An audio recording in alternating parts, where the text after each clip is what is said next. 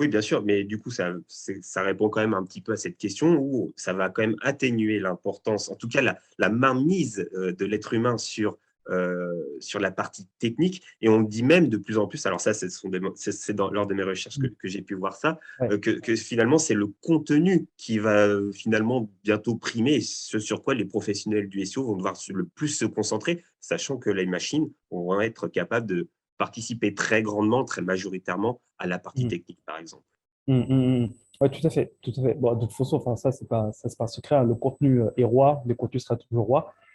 Il y a un adage ici qui dit que le contenu est roi et les liens sont reines. Donc, du coup, effectivement, beaucoup plus focus sur le contenu et focus en fait sur la qualité du contenu.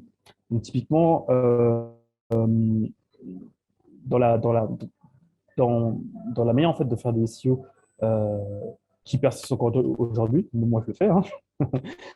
Du coup, pour pas me cacher.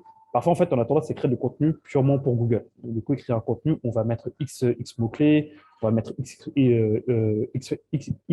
expressions, pardon. Le contenu sera juste imbuvable pour un internaute. Ça, du coup, demain, avec ces évolutions-là, je pense que Google sera beaucoup plus capable de détecter cela et de carrément en fait, bannir ces types de textes. Donc, il y a des outils qui nous permettent de faire ça.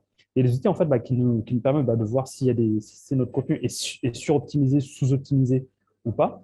Mais effectivement, je te rejoins en fait, voilà, sur le point que pour moi, enfin, le SEO doit vraiment mettre un accent pour proposer un meilleur contenu donc, pour son public. Et par contenu, je parle pas juste de texte, je parle des images, je parle des podcasts, je parle des vidéos, je parle de tout ça qui peut servir donc, du coup au mieux l'internaute final.